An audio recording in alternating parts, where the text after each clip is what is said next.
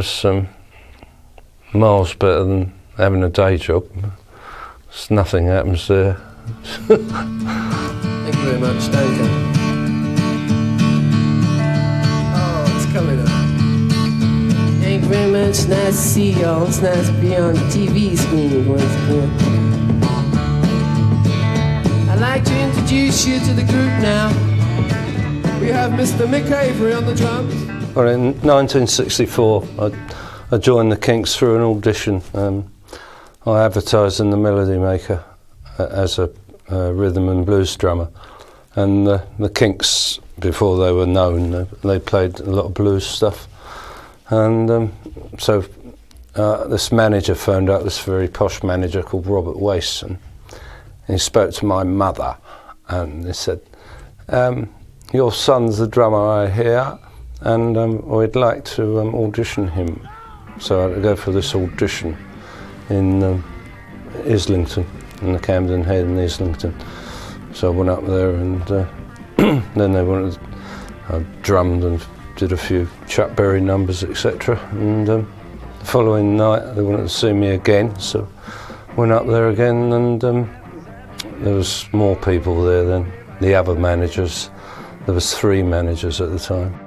Grenville was one of the managers. He grilled me on this, my background and what I was doing. And he said, "What do you do for a living?" And I said, "Well, I'm just delivering paraffin at the moment." "Delivering paraffin? Do you see that as a career?" And I said, "No, not really. It's just a fill-in job because I want to try and get in a band. Because all the bands around my way didn't carry on. They all sort of gave it up." So anyway, I said, "Yeah, okay, right. You're on a trial." So how long's the trial? Worked out to be 20 years, but it was only supposed to be 3 months. You really got me now. You got me so I guess you've been there.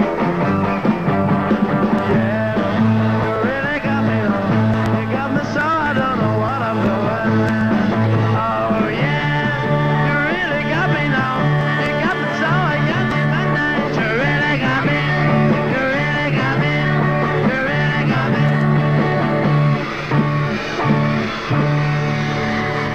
And on bass guitar, we have Mr. John Dalton, by God, Mr. John Dalton. It was early July, June or July 1966, and I was working as a builder at the time, and the Kinks were with an agency called the Arthur Howes Agency, and one of the bookers in the Arthur Howes Agency was a chap called Bill Fowler, who used to be our road manager in the band I was in before, the Mark IV, to become the Creation later on.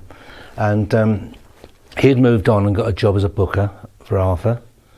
And when Pete was injured in his scooter accident and broke his ankle or something, I think, Bill suggested me.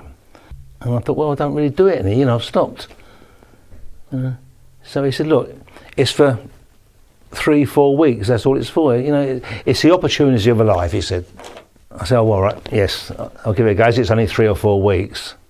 And so I went, and we had an audition in Savile Row on the Thursday. And it was a nightmare. Mick was, as he normally does, sitting on his drums, just tapping away, not really injured. Someone said, this is John. Davies was laying flat out on the floor, playing his guitar. Ray wasn't there. And so they said, well, this is your gear, play through this and that. And then Ray suddenly walked in, and in those days he was previewing records for one of the music papers, like Disc or something like that, or the NME, something, one of them. And he said, I've got to review this record, and promptly threw it out the window. And I thought, oh, what am I into? On the organ, Mr. John Gosling.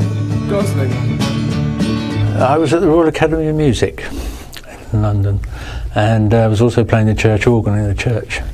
And a friend of mine, who was actually my school prefect, called Pete Frame, gave me a call and said he had a job coming up for the magazine Zigzag, which he ran, but there were no details, just a telephone number. So I said, well, give me the telephone number and I'll give them a call. So that evening I picked up the phone. That's how I had to leave college to join the band, but that's how it happened, basically. There were two other jobs I was going to apply for, was Procol Harum and Squeeze. Jules Holland had just left Squeeze, and those jobs were listed in the Melody Maker as it was then. So I went for the one with no details, and that's how I got in the hole.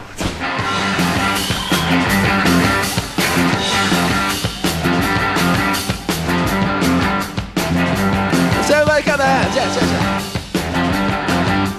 Girl, you really got me going. Got me so I don't know what I'm doing. On the early Kinks singles, were those guitar lines things that you heard? Or did they have, you know, da-dum, da-dum, I don't know, I don't like to analyse it, because they're sort of things you just do, you know. If I hadn't had a guitar in my hands, I'd hate to think what I would have been doing. It's just sort of like something that you do that probably, you know, I mean, everybody's influenced by somebody, from all the early sort of well-known rock and roll people, you know, like from Chuck Berry's and all those people. When Ray brings in a song, will he suggest a guitar line to you? Or will you say, Ray, I think I hear this and let's try this? It works differently, I think. It works, it depends on what it is. You know, there's no sort of format. The only format is that he writes a song and we get together and we work it out. That's really, that's really the only way to do it. Yeah, you really got me now. You got me so I can't sleep at night. I was basically a live drummer to begin with, and I went through playing all these various songs that they'd done, and then You Really Got Me came to light, and Dave had this guitar sound, and Ray had written the song, and Dave gave it this treatment, and it was really different, you know, but we didn't know how successful it was going to be. And we used to try everything out on stage first, and it used to go down well on stage, so we decided to record it. And but when I came to record it, they already used this session drummer called Bobby Graham, so they, for quickness sake and, you know, getting the sound and everything, they're paying for the studio by the minute. So he actually did the first two, and then then I sort of took over, and it all sort of developed from there. But it got more subtle after that, and probably more my style. Dirty old river, must you keep rolling, flowing into the night. People so busy, make me feel dizzy. Taxi light shines so bright. Was Waterloo Sunset, and from then on, kind of a new kind of period for the band? Was Ray's writing changing a little, do you think? Yeah, I suppose it was. I mean, it's like, you know, it's really funny being a writer. It's sort of really odd, because like you can only write about your environment and write about things you feel. And like, if one day you wake up and you feel different than the day before, you might write a different song. And like, I don't know. You know, I feel that, you know, I'm a very changeable person, and I'm very susceptible to environment. And I write very differently. A lot of people said about my two albums that they were surprised how different they are from each other. Right. I said, well, I feel differently now than I did 6 months ago or a year ago. And you write accordingly. I mean, that's the whole joy about writing. It's creative and it moves on. It just doesn't stand still. I don't think that one should really analyse it too much. Terry meets Julie, Waterloo Station, every Friday night. But I am so lazy, don't want to wander, I stay at home at night. But I don't feel afraid. my first thought was, why wasn't Pete doing it? Because he's only hurt his ankle. You know, you don't need your ankle when you're playing. But but I didn't know Peter at all, like, you know. So and it went on from there, and the weeks were going on, and then they did actually say that Pete doesn't want to come back.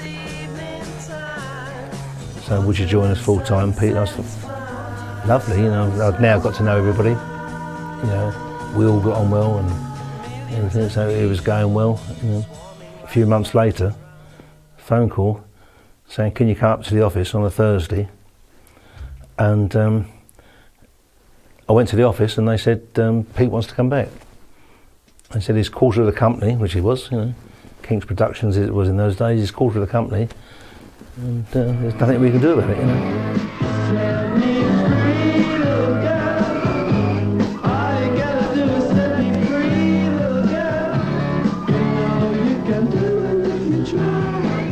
Pete Quaife was a good bass player for the time. He used to have his own little style, but he used to play it up like Bill Wyman sometimes, but it was, I think, just a Mickey take out of Bill Wyman. You know, it's just and he got used to it, but I think he only did that during miming sessions on TV. You know. But he didn't do it on stage, but we did impressions of the Stones sometimes. I'd do Charlie, he'd do Bill Wyman. Dave was Mick Jagger, I think, and Ray would do Brian Jones with that sort of conceited look. But, you know, just mucking about. And they don't need no friends as long as they gaze up Waterloo sunset, they are in paradise. A while later, I got a phone call from Mick saying, "Pete's left, do you want to come back?" And well, that sounds crazy. I had a good day job then, which I was quite happy with. And I had a little part-time band that I was playing in weekends. So I was quite happy really, you know. And I was married then, you know, had a child. So I said, to be quite honest, I'm quite happy. And they come back with quite a good deal.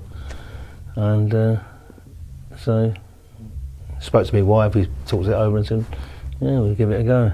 I mean, I started my career in about 1959 playing old rock and roll. I mean, and Dave used to play, you know, well, Long Tall Sally was an early record with the Kinks, you know, so, and all that type of stuff. So it was mine, you know, it's what I've been playing for a few years then, old rock and roll. So, you know, I did fit in fairly well straight away, like, you know. They liked me because I was sort of more laid back than a lot of people in the business. And Ray knew that, you know, Dave and him weren't, you know, they weren't always compatible. And it blew hot and cold, you know, it was a bit volatile. And I thought maybe I'd calm the situation. Probably didn't have anything to do with drumming, but the combination worked basically as personnel, even though it did go up and down. It was still, you know, you're up on top of the world one minute and down the doldrums the next, one of those sort of things. Normally Dave and Ray would set off against each other.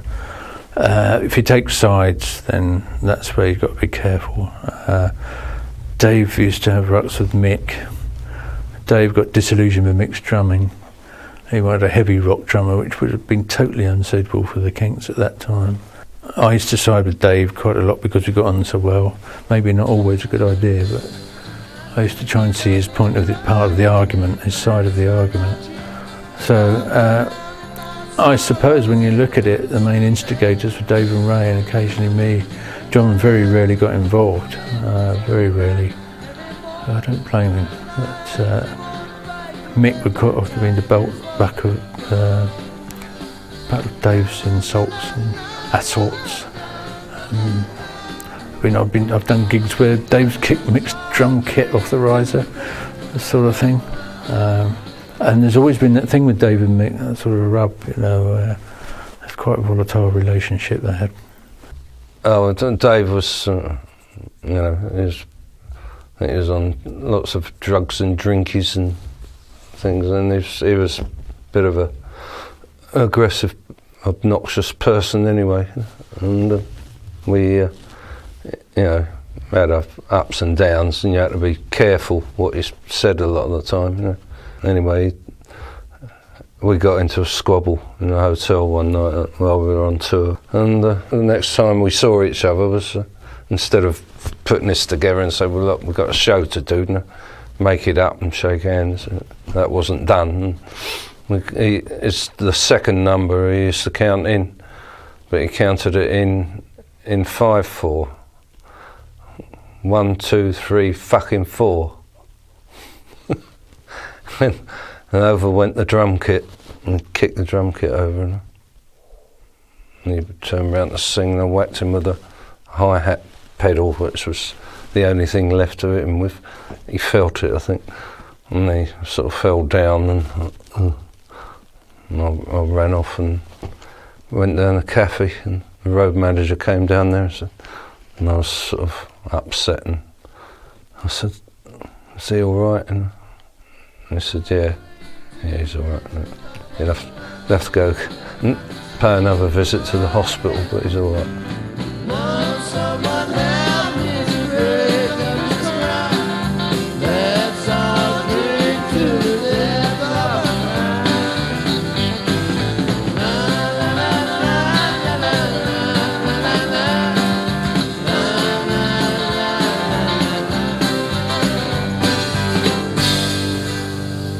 Can you remember what the early Kinks days were like? I mean, were they fond memories? It was totally insane.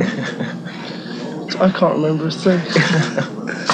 Like the 70s even, it just sort of went really quickly, and I can't really remember very much about the 70s, but yeah, very crazy, sort of up and down, sort of, you know, period of time, 70s. I think a lot of people used to buy tickets to our gigs just to see when the fight was going to happen, what sort of fight it was going to be, and how big it would get. It used to be, I mean, Dave used to, if Ray was in trouble, if he lost his balance while he was singing, Dave used to step out of the way and let him fall over. And our gig at the Philharmonic in New York, Philharmonic Hall, which is a big classical concert hall, Ray was stumbling around a bit, shall we say, stumbled back towards Dave, and Dave neatly stepped out of the way, and Ray went over the amps, and nobody lifted a finger to help me, and he was unconscious on the floor, amplifiers everywhere, and Dave just carried on playing, just looked down for him, you know. So it could get to that sort of level. And then we had half the audience on stage at the same gig, half the audience on stage with us singing along. Ray's still groggy, he probably had a bandage on his head. And I think a lot of that, the entertainment value of the band far exceeded the musical content. We could have gone there, we played absolute crap and got away with it because people wanted to see the spectacle of the Kinks as they become.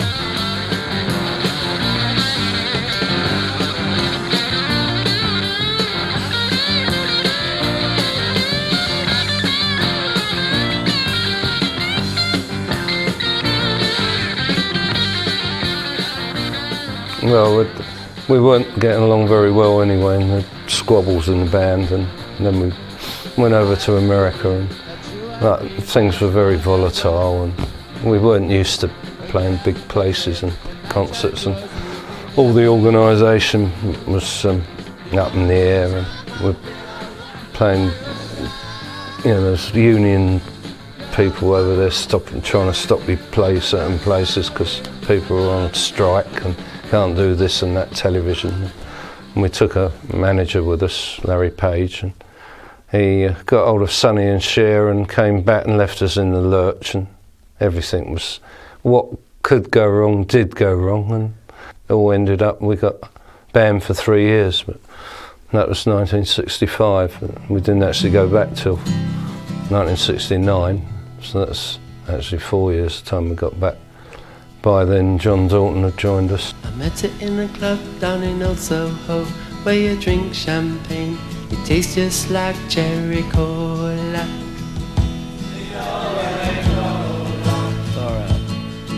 I love Lola because it was just a turning point, you know.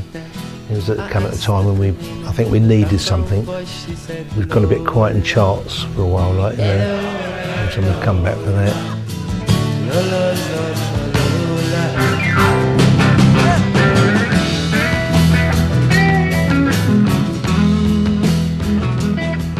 Lola was interesting. Apparently it was based on maybe a couple of actual events that took place in clubs.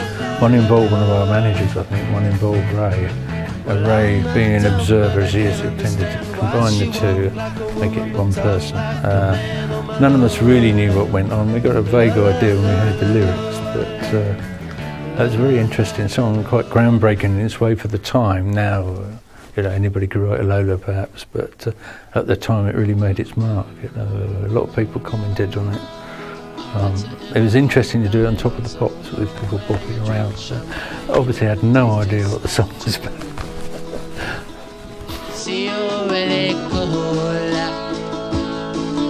She walked up to me and she asked me to dance.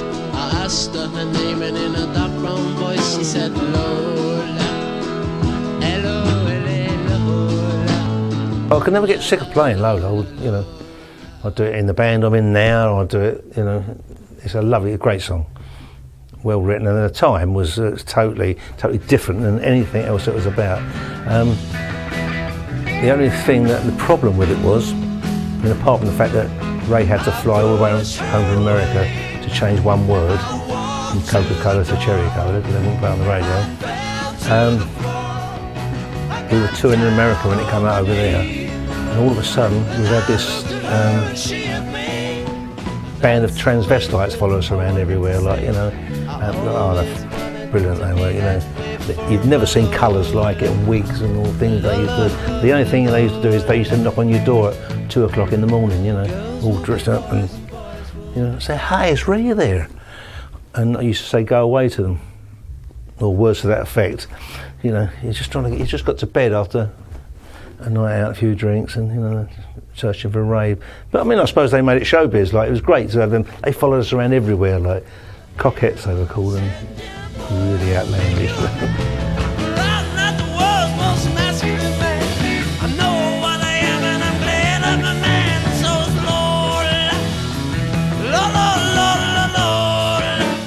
Lola was it was like my audition, I suppose. There were several tracks that Ray had already put down. They wanted me to try the piano parts too.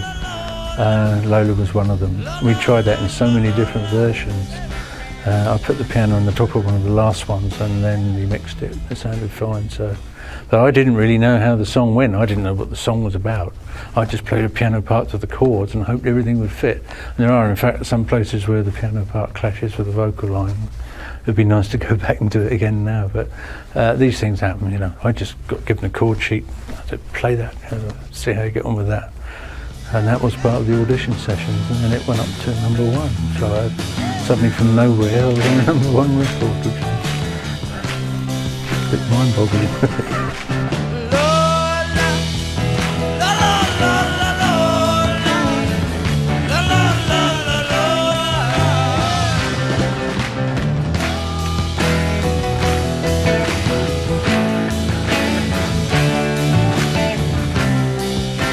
And we were known as a singles band in the 60s, but as things moved on, we went through different phases. And after Lola and 8 Man and Rocket Ship, and, you know, we went through the concept stage, and so and then we began the harder stuff again.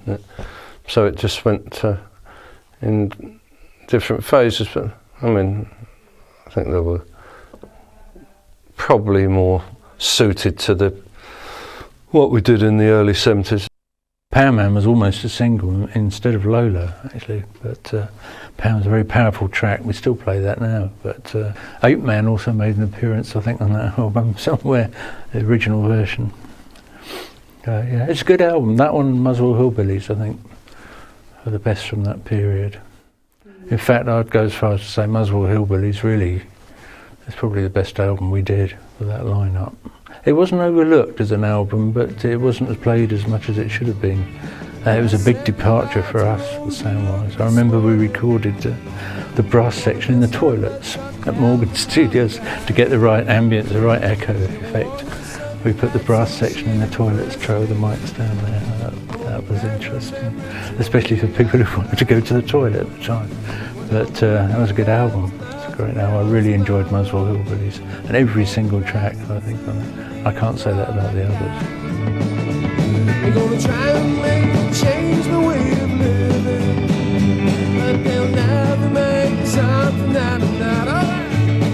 Cause I'm a Muswell hillbilly boy, but my heart lies in old West Virginia.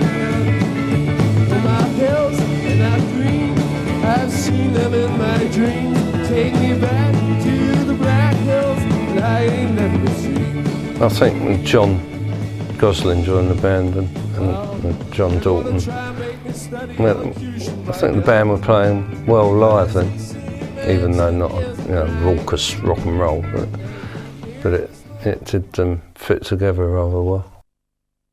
We saw everywhere, went everywhere. Well, we didn't see anything, but we went everywhere.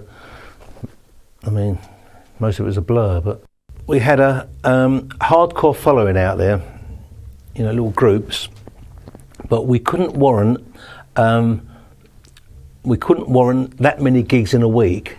We was more or less doing weekends when we first went out there. So unfortunately, we had a lot of time off in between, because you might get, 6 weekends on the trot, and you're doing 8 to 12 gigs. That's all. You've got so much spare time, And shortly after that, John Gosling joined the band in 1970. John Gosling joined the band, and John the Baptist, and he was crazy. I've seen them in my dreams. Take me back to the Black Hills that I ain't never seen. They were just finding their feet again after being banned from America, and they'd done the first half of one American tour, and that's where I came in. I think the Americans embraced the band with open arms after that. But it was a bit of a struggle. We used to play to empty or half-empty halls quite often. But once we got established again, we were packing them in. Holiday, oh what a lovely day today. I'm oh so glad they sent me away to have a little holiday today. What America done for me was spoilt England a bit, because they were so extrovert out there, and they went so mad when you come when they got to know us a bit more, and we started getting to the stadiums and that, and shower us with paper plates, all messages written on, and bombarding everywhere, and it was, you think, oh, this is brilliant. You come home and play Festival Hall or something like that, and British crowd, like they normally do, is went very polite, enjoyed you, but they just very politely clapped. Used to come back from America, we would be holding up lighted matches and lighters, the whole bit, candles. Used to throw dolls on stage resembling us. They used to throw jelly babies on stage for some unaccountable reason. America was by far more exciting. We would land in LA, and the first thing we'd do, before we even unpacked, we'd put our suitcases in the hotel and then go to the joke shop and spend fortunes on silly things in the joke shop just for going down the Whiskey A Go-Go overnight. And then we used to go down the Whiskey A Go-Go and terrorise people. Everything was new to us then, and it's wonderful being in. Never thought of the San Andreas Fault or anything. It was just lovely being in the sunshine in California. And then we'd go out and do silly things, particularly when John Gosling joined us in 1970, because he used to look good in funny outfits, and we used to go out and buy all this stuff in the joke shops down Hollywood Boulevard. But there was one particular night out and Dave was with us. Dave was a cop, and you could buy like imitation guns with caps that really sounded like a real gunfire going off. And we went into this place, and they didn't really like us mucking about, you know, 'cause people were serious trying to watch the band. And James Taylor was on that night, who we actually wanted to see, but we got so drunk by then. Dave shot him as he came down the stairs, and we all got thrown out. But we went down the whiskey, and we're all in there larking around. And Grenville, our manager, came in and said, he just witnessed the scene and shook his head in disbelief. So the following day he gave us a pep talk, and he came in, there was John, Dalton and I and Dave, and he said, "This has to stop. It's a very small community in this town, and word travels fast, and your name is doomed. You're going to be a poppy show everywhere. We're a serious band. You're not acting like serious people. It's so pathetic. If you'd seen yourselves, you'd never ever do it again." And he's giving us all this stuff, like naughty schoolboys. And then suddenly the door opened and Baptist walked in with this big horn, this Viking horn, and the helmet and everything, and went right on cue. Brilliant. You couldn't repeat that, can you?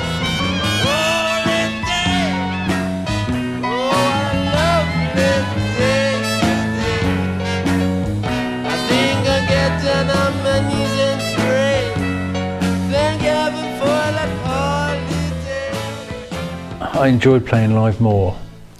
There's nothing like a buzz from an audience, you know, when you're out there having a good time, they're all having a good time with you, all singing along, you know. Ray still gets all on that now, I think he's still enjoying that aspect of it. There's nothing quite, I don't like being stuck in the studio for hours on. We were doing 12-hour sessions back to back for some albums towards 1977, 78. There was nothing like getting rid of all that, going back on stage. In fact, we broke one session off. I went to John's local pub called the Bulldog. Ray suddenly broke everything off and said, "Let's go to the Bulldog and play some rock and roll." So we just abandoned the recording session, went to the pub and did some old Jerry Lee Lewis and Little Richard. All the locals in the pub were sort of gobsmacked at what's going on. Here are the Kinks, we didn't book them, we can't afford to book them. We did a whole, so we did about an hour and a half, I think. This is in the middle of a recording session, but it can get quite stifling. And you can imagine what 12 hours back to back is like. Wake up the next morning, going and do that. That's where a lot of friction arose. It certainly accelerated my departure, shall we say. When we're recording, you know, we may play for hours and hours on the same track, and all the band used to say, "But sure, that sounds okay." But really, there's only one person that knows what's going on in Ray's head, and that's Ray. So you can't really argue with it, you know. And if Ray said, "No, that's not quite right," and you think, "Well, it sounds great," but it's not what's in his head, you see. So, you know, so he knew anyway. So he just said, "Play this, play that. Yeah, that's great." Or we'll take a month to do it. You've been sleeping in a field, but you look real rested. You set out to outrage, but you can't get arrested. Do you have much hand in the production of the Kinks records? Well, discussion and sort of, you know, ideas. We throw ideas around. You know, everybody that's there contributes. Otherwise, they wouldn't be there. Different ways. Right. Do Kinks albums happen fairly fast? No. They kind of. Sometimes it varies, you know, from song to song. Some songs happen quicker than others, you know. I mean, it just sounds like the first albums happened kind of quickly, and as you progressed, the music just became a little bit more complex. That it seemed like it would take longer. You know, I don't know, we had an album out called Misfits, and it took us over a year to make, and it was, you know, it was well produced and it was played well, but it wasn't really from my point of view, a very spirited record. We were like low budget and recorded in 10 days. You know, it had something, those sort of intangible things that you're constantly trying to conjure up.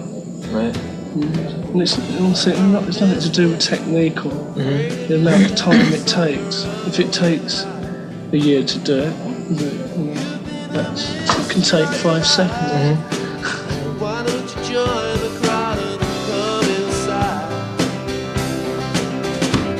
You wander around this town like you lost your way.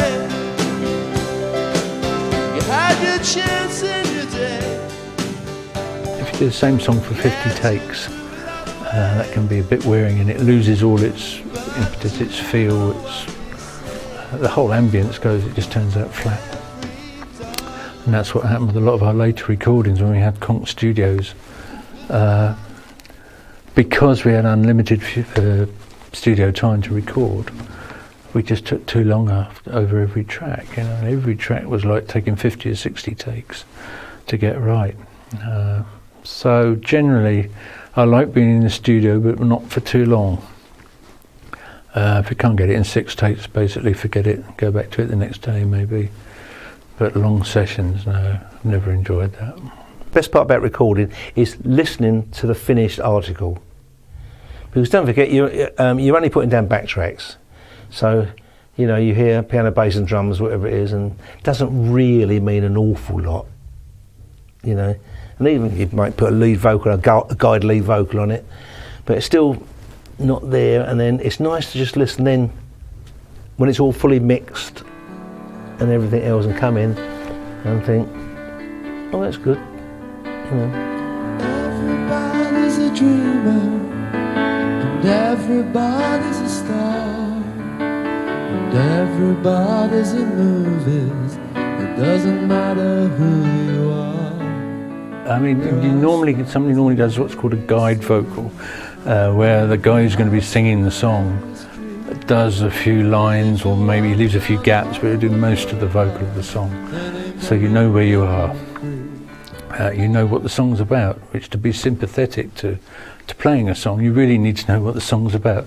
But Ray was notorious at coming in with the lyrics at the last minute. So most of us were just playing along to a chord sequence at best, making it up basically as we went along. A classic example was Celluloid Heroes, and that was one of my favourite songs. And that was such a beautiful song lyrically, but none of us knew until the very last minute. We were playing at 3 o'clock in the morning, I think it was, at Morgan Studios in London, and it was a lovely slow feel to it, lovely slow ballad, and Ray was singing snatches of the lyric, and then we went in for the vocal overdubs and he sang Celluloid Heroes, the full version. I mean, everybody's jaw dropped. It was such a lovely song. It's one of the best songs that's ever been written, I think. But until the last minute, none of us knew what it was about. You can see all the stars as you walk down Hollywood Boulevard. Some that you recognize, some that you hardly even heard of.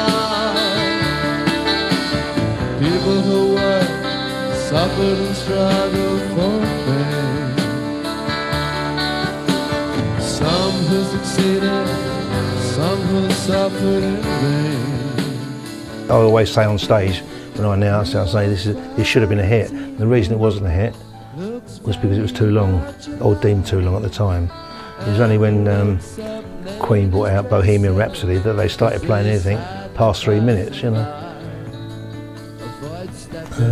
But, you know, if you listen to the lyrics, it's absolutely superb.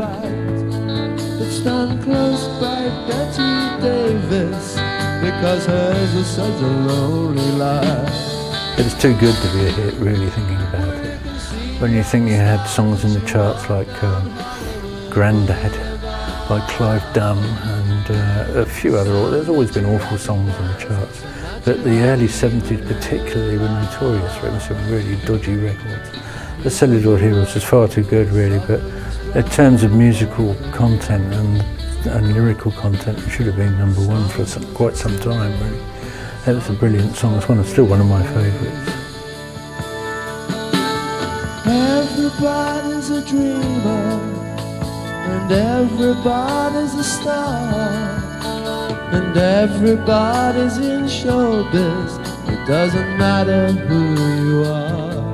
we were always respected for what we'd done, but not in the masses, you know, so a lot of ardent underground sort of following over there in the States. And so we weren't completely forgotten, but it needed building up to, you know, to actually do the bigger gigs. But so what did we do? No, we didn't do that. We went into the smaller theatres, and Ray went all theatrical then after that. we used to do our own show with the hits that we'd done, plus these concept albums. We did 3 concept albums. So that didn't really work. Didn't work commercially, but it was just like a low budget sort of college musical.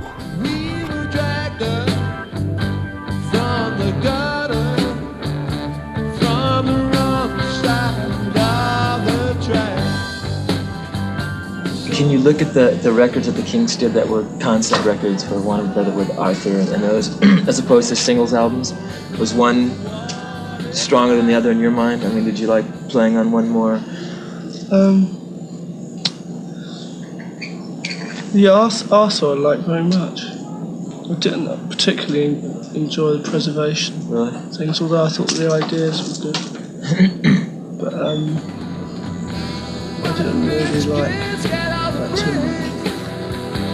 While the poor slum kids have to work, sweat, struggle, and slave. Why, Lord, there's so much injustice in this world.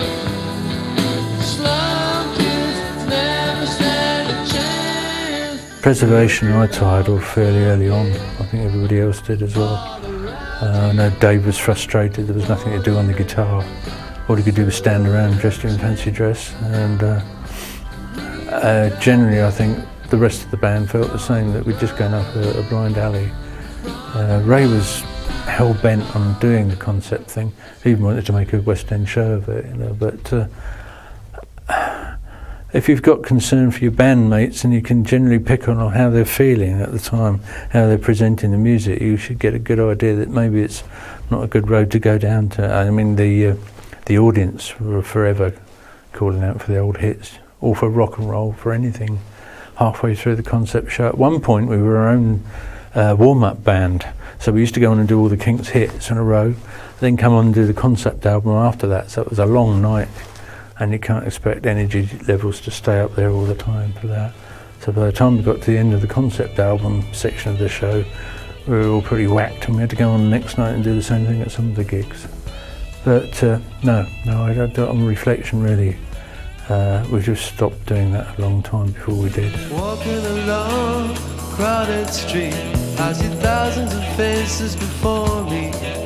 Then I see a face that I used to know long ago in my life story.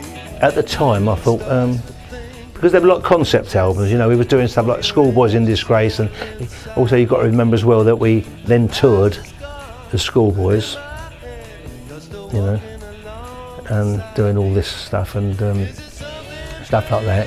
But I just think I didn't really want to play it when I was out on the road, and you know, you got, I don't know what it was, 5,000 people. They really only wanted to hear the hits, like, you know. And it wasn't really rock and roll, you know, it was all a bit sort of tongue-in-cheek, sort of. One was called Soap Opera, and one was called about a dictator, Preservation Act 1 and 2, 2 albums there. And so we spent probably 4 or 5 years doing that. Schoolboys in Disgrace was the last one we did. You had to dress up in all these costumes. My skull cap never fitted properly.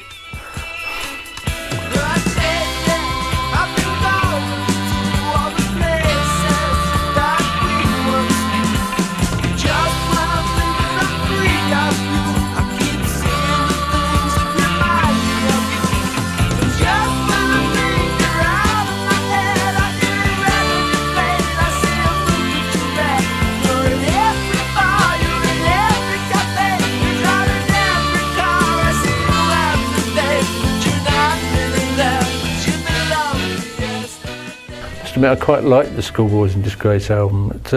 We never seemed to make it onto the front of the album anymore, whether it was too old or too ugly or whatever the element was. We never seemed to make it onto the album front anymore, but we were on the back with our schoolboy outfits. But I quite like that cartoon character. I thought that summed up the way we were at the time. You know, we got away from the cool 60s image and we were into the music hall era, as people refer to it as. No more looking back, no more living in the past. Yesterday's gone, that's a fact. Now there's no more looking back. Gotta be hard. Did the band change when you added members and members moved around? Did that change the direction at all? Yeah. You're talking about like preservation. Yes. Yeah. We've been through a lot of different personnel. I think it's curious that we've arrived back at like a more basic setup, you know, which I like. You know, I like guitar, bass, and drums and vocals. To me, that's what we are.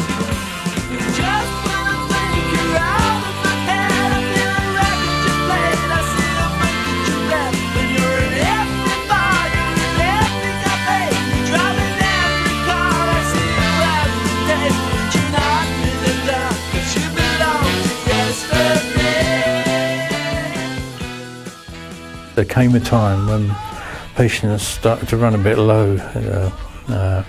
We were losing our identity as the Kinks. We had so many extra performers playing with us and being on stage with us that the Kinks lost its identity as a rock band, and that's where Dave got very disillusioned, I think. Dave's always been a rocker. We all have, really. And it was fun when it started, putting on the funny gear, walking on, looking like schoolboys, but it outstayed its welcome, I think, really. But I don't think it was a success on any level, really.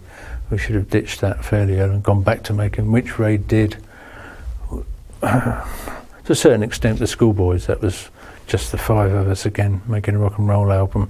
We had extra players on some tracks, but after that, it went back to being just a touring band. But it was the wrong band to be attempting that sort of thing, I think.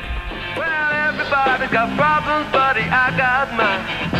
But when midnight comes around, I start to lose my mind. When the sun puts out the light, I join the creatures of the night. We got back to the basic band then, and even Schoolboys in Disgrace is leaning towards going back with the band. There's more group songs in it rather than like musical song. So it gradually sort of went back to the band, and had a couple of good albums, Sleepwalker, Misfits, and Low Budget.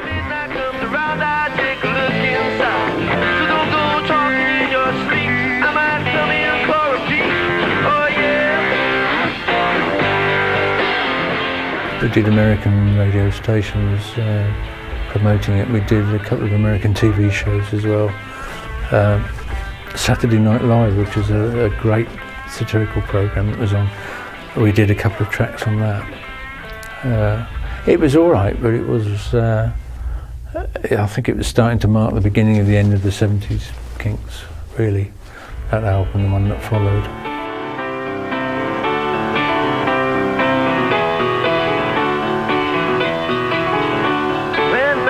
I start to creep, I prowl around when you're fast asleep. Walk around on my tippy toes, then I get into places that nobody knows. I'm always around if you want to meet. You can find me on almost every street. I'll even call you on the telephone. I'll even come to your home if you're ever alone. I had it in mind to leave. I knew I was going to leave. And obviously it's a big thing to do, And so I made sure, I think the replacement bass player did do an extra track at the end, but as far as I was concerned, I'd laid all the bass tracks down and made sure that everything, as I was concerned with, was laid down, so I wasn't leaving. I wasn't just going to walk out and say, oh, that's it, because I weren't joining another band or anything like that, So and make sure it's all fully done. Not the overdubs and things like that, but We lost a fifth, I think, really, of what we were all about, although Andy was a very good player. I think really it was only a matter of time when we were working on Sleepwalker before the rest of us would follow. There were some good songs on it. Stormy Sky, I think, was one of the tracks. Sleepwalker itself was one of those tracks that suffered from over-recording and over-production, too long spent on it. But yeah, it was a return to rockier Kinks, I think. That Misfits, the album that followed it, that carried on a little bit into that, and that's when I left after I finished the last keyboard for that, but that was quite rocky as well. But that suffered again from overproduction. Heard about the trouble throughout the land with the fascists and the left-wing militants. Out-of-work executives are killing themselves, and the IRA are killing everybody else. Don't panic, don't lose control. Keep your head, keep your hold. Act normal, there's nothing wrong. We had a change of personnel around that time. John Gosling left and John Dalton left. 76 and 77 they left. And Jim Rod had joined us in 78. And it took off, and then we went more into the bigger concerts because we signed with Arista, and we got Clive Davies pushing us, and trying to get us in the big. We used to call them birthday cakes, big stadiums, and so no, I left in 1984, but I had about 6 years of that. Dave and I weren't getting on very well, and, we had rifts over the years and ups and downs, and it just got very difficult to want to do it anymore. But also I thought I've done everything with them and been everywhere and done everything, so it was it was really good fun, a lot of it. even flying the Atlantic was funny, because in the days of the jumbo jets, and they used to have a small thing, we used to fly first class out there, and they used to have a small lounge upstairs, and so as soon as it took off and everybody settled down, you know, we used to go up there, we'd sit there, and they used to have a small cocktail bar in the corner with just a few bottles in it, like, you know, different drinks. And we used to say to them, look, don't worry about us. You know, we'll be all right up here. Don't, you know, we won't disturb anybody down there at all. We just sit there for 5 hours, whatever it was, and have a drink. And it was just, and everything was done for laughs. We used to do these spur of the moment things. You know, it was all theatrics, but it was off the cuff theatrics. It wasn't planned. It wasn't written out. It just came naturally to us. We used to run across the stage, swap instruments on TV shows and this sort of thing, play them back to front so the strings were, you know, that sort of thing. It would come, we'd all look at each other. We'd all know instinctively what to do. And of course, a lot of foreign TV companies didn't know what was going on at all. They thought, why are they swapping instruments? What's going on here? That was when it all came together and we all loved each other for a moment. You know, we had a great time. Moments like that stick. So I'm not following a trend, I want to set one. And that's the way we always did the opposite from what was normally expected. But then again, we're Kinks, you see, we're supposed to do that.